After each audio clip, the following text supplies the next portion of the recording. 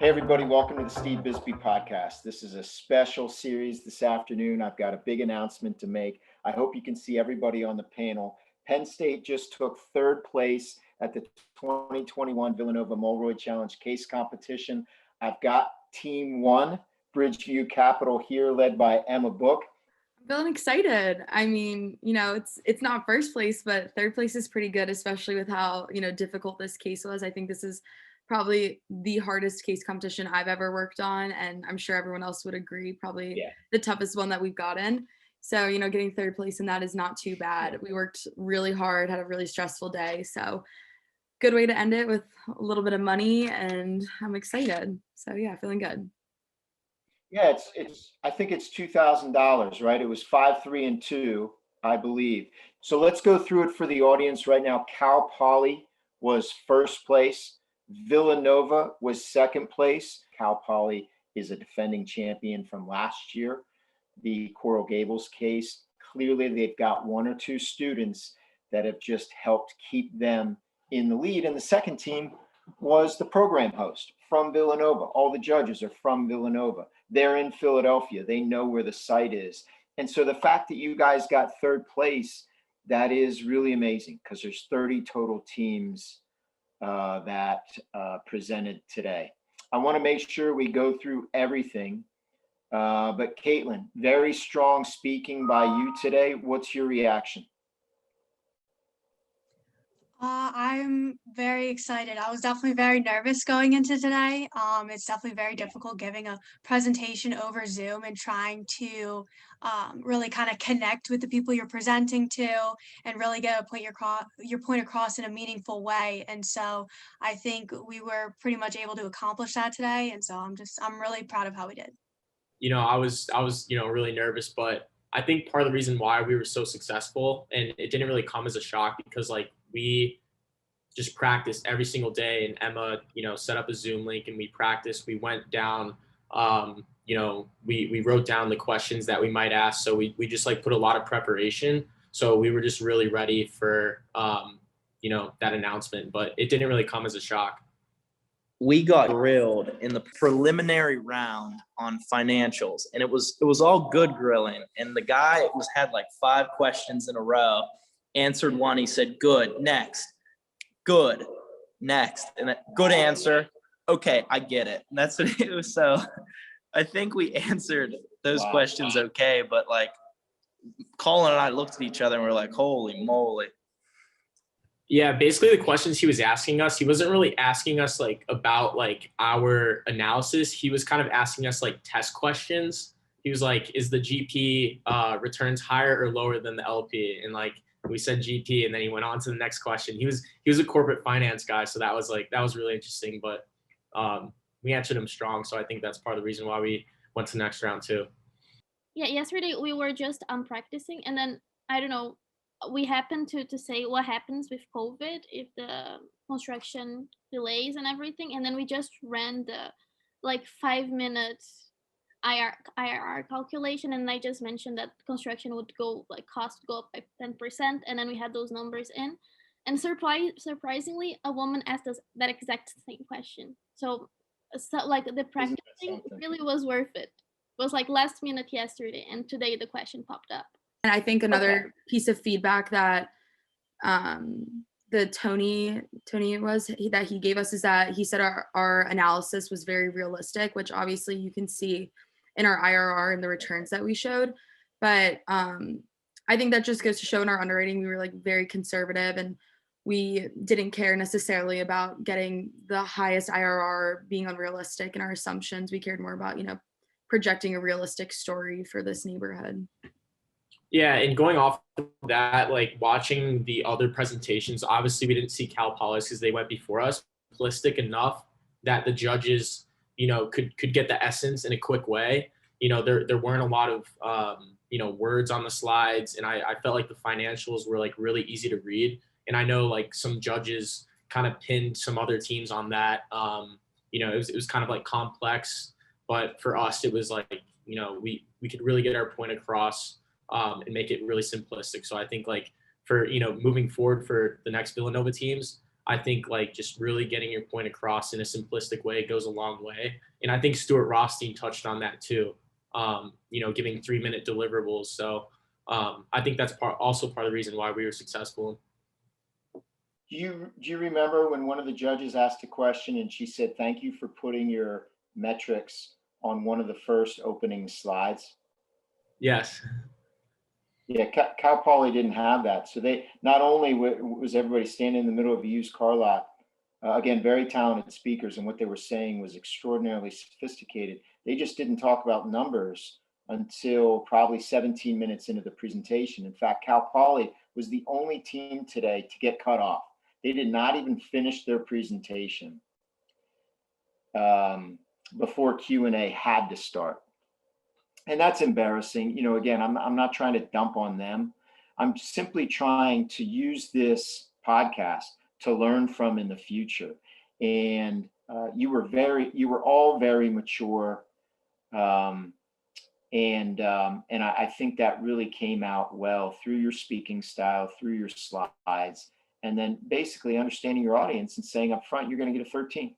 Now let's talk about Q&A because, well, let me get your thoughts first, and then I'll tell you what I think, because I texted Emma right away and said, that was strong.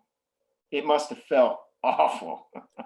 I was super nervous, but truthfully, I don't know if everyone else agrees. I think our questions, even though Adam and Colin took the majority of them in the preliminary rounds, or in the semifinals, I think those questions were way tougher than what we got in the finals. They were more finance heavy in the semifinals, in my opinion. But did you guys notice in the finals there will be different judges asking questions than may have asked you questions? There must have been 10 judges that I didn't know about. Yeah, no, I didn't realize that, but different judges than what we had this morning. Okay, so the very best answer given today in Q&A was the most painful for all of us.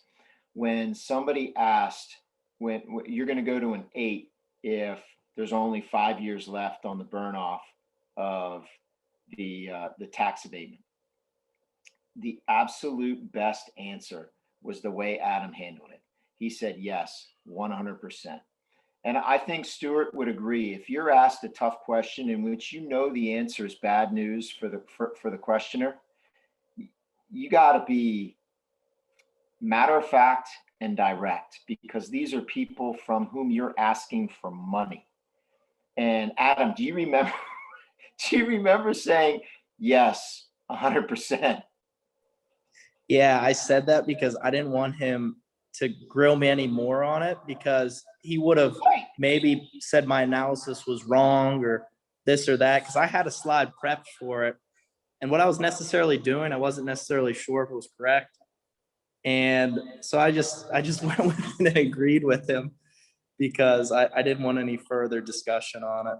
Yeah, again, if you're watching this podcast, you can go back and watch the tape. You may do that. It's right now, it's March of 2021, but we'll be watching this for years to come. Go back and dial up and watch that Q&A, because that's the real world right there. These 5 individuals just sat there and stood on a line together and took whatever the judges threw at them. Let's talk about I thought the moderator approach worked very well, Emma. So Emma would greet the questioner and either answer the question. In fact, I think you answered the first 3 questions, Emma. And I think the judges were probably starting to think, is there a trend here? And the judges hate that when there's one person who dominates the company. But then to see you hand it off to your teammates and to see your teammates kind of hit it, I thought was very effective. And part of the reason I think you all got 3rd, remember, it's difficult for the judges to separate all 4 teams, but you handled that really, really well. So let's talk about Colin. Colin got a question on how do you make the IRR better?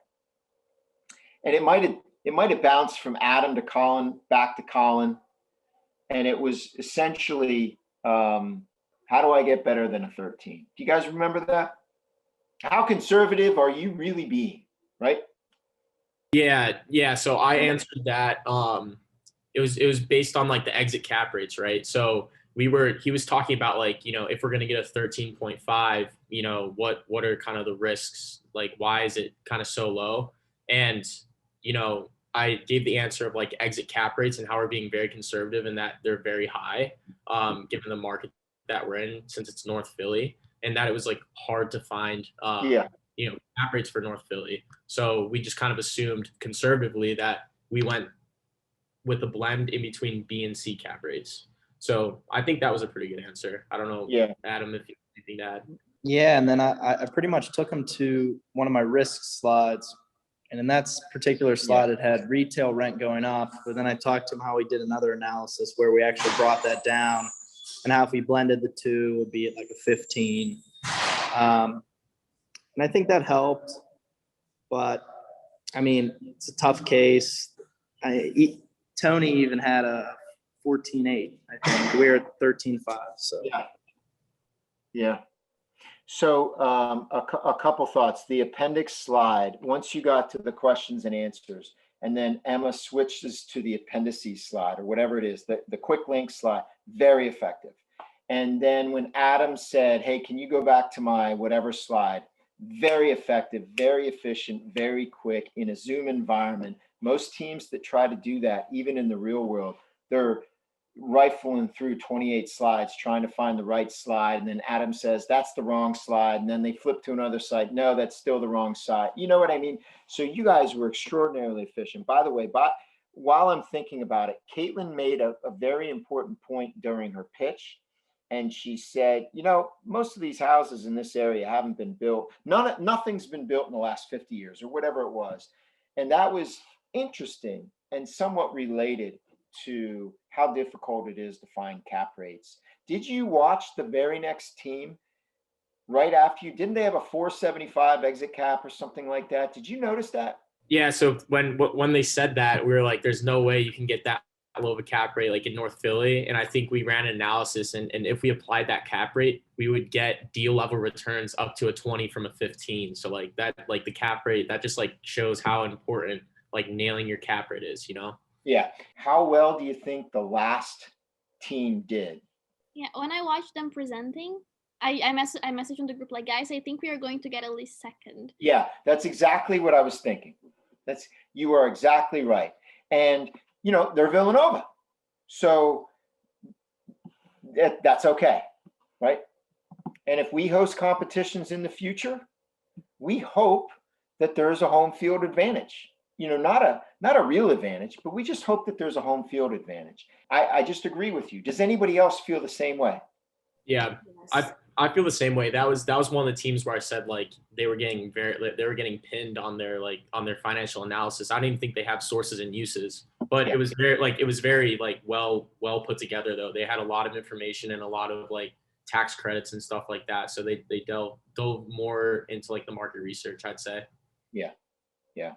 One thing that I don't think it's obvious to you guys, but for me was very obvious, is that the number of units they had was unreasonable, because they it's something I told the group in the beginning. Like, you can't say like how big your building is going to be and divide that by the square footage of each unit, because you have to account for elevator, egress, star shafts, corridors, all that. So everyone had such high numbers of units, which is absolutely not reasonable. Yeah. And at the end, our number of units was close to what Shift is actually building. That's interesting. Yeah, when you guys watched the tape, the first place team was the only team to get into the weeds on what zoning really allowed. And they were the only team to talk about the Bury building in great detail. In fact, they redeveloped the Bury building as affordable housing. That was pretty much the core of their pitch. And I got confused during their pitch, what they were doing next to it and what they were doing somewhere else. But isn't it interesting if you had to, before you have your first cocktail this evening, if you had to write down what you think the judges' criteria was to rank those teams 1 through 4, objectivity is not a word that comes to mind. You know, there's so many nuances to just their gut feel, how you speak, what your slides look like, and they start to forget about how many units you're jamming into a half acre or whatever it is. You know what I mean? And whether that fits the zoning and where's the sources and uses, right? Like basic real estate. But they're just getting fire hose fed with information from all. In fact, one of the judges said it during the Q&A. Look, you guys went through a lot of stuff, but I was trying to keep up. He was the judge, I think, who asked you about the 13 and how you make the 13 better. Okay, now let's talk about your waterfall promote structure. That was another key question that I think was tied to the question you got about the 13. Now, if you could answer it again, what would you say? I would, well, first of all, we probably would do a different waterfall structure because, yeah, so we would kind of play around with those numbers to make the LP returns higher. Bingo. That happens all the time in real estate. The sponsor always wants a 55 IRR. But immediately when you get to a 13, and you guys tried everything, like more units, raise rents, lower debt cost, whatever it is, you've got to go back to that GP portion and cut that out. Because that's exactly what happens in the real world. If they asked you in the final round, hey, what do you get? What would the answer have been? 26%. Oh, okay. And 26 is pretty good for the risk that you're taking. Right. And so at least you didn't say 56. However, what you're demonstrating is you should go rerun your model. You should speak at class next Thursday and say, we should redo Q&A next Thursday at class and have you guys suggest how to get to a 17 or whatever it is. You know what I mean? I take back my earlier statement that the earlier round questions were harder. Now that I'm being reminded of everything and all the assumption questions we got, this was definitely more difficult than this morning. They were extraordinarily difficult questions. You'd really have to convince me to tell me the first round was harder, right? In terms of I think my statement on that was because when Adam and Colin were answering them, if they weren't there, I would have no clue how to answer those. But now that I'm being reminded of all of these, they were difficult too. And and going off that, they were tough questions, but I don't think anyone was stumped. Like we gave a pretty coherent answer for every question that they asked, and that just goes back to how prepared we were. Yeah, I think so. To make you guys feel good, they asked Cal Poly, what's the square footage of your studios, 1 bedrooms and 2 bedrooms? Silence. They had no slide and no answer. You guys, within 3 seconds, showed the slide and then pointed out to the judges, here's our studios, 575 square feet or 575 feet. No one was stumped, just like you said, but you guys hammered it. I mean, if Claudia, Jeff Dunn, the other Jeff, the hotel Jeff, and Stuart would watch this right now, they would be so proud of you guys because that was tough. Hey, honey, come on in and congratulate the team. This is a Steve Bisbee podcast number 7. Hi, guys. That's and team girls. number 1 right Congratulations. there. We got 3rd place today. That's wonderful. Good for you. We're very happy. Final thoughts from Bridgeview Capital. Didn't think we were going to make it to the 2nd round. Happy we did. Happy we placed. And go State. As I mentioned earlier, definitely I think the toughest case I've ever worked on. I'm sure everyone else will agree. So 3rd place isn't too bad. I'm happy with that. Yeah. Do you guys feel pretty good about your product now that you've seen what everybody else did? Very worried about the renderings because my computer was not rendering. My computer blocked, and I was 1 week all night nonstop trying to make it work. I went to friends' houses to make it work, and I was like, the renderings look horrible. And they're like, no, it's not that bad. Don't worry. Then I saw the other teams, and I was like, it was so good. Yeah, very, very competitive this year with visuals. I thought the first team that won, I didn't think their slides were that good. Their renderings were very good. And the competition gets better every year. That's what we cannot control. Caitlin, any final thoughts? I would just say that I know we all put in a ton of hard work throughout that entire week, and that week was probably one of my most stressful weeks. And so it's really nice that to see it all really pay off. And so I'm just really proud of all of us and what we were able to accomplish. Yeah, so am I. Thanks everybody for listening. Congratulations to this year's Penn State team Bridgeview Capital, third place at the Mulroy Challenge Villanova Case Competition 2021. Well done and go State.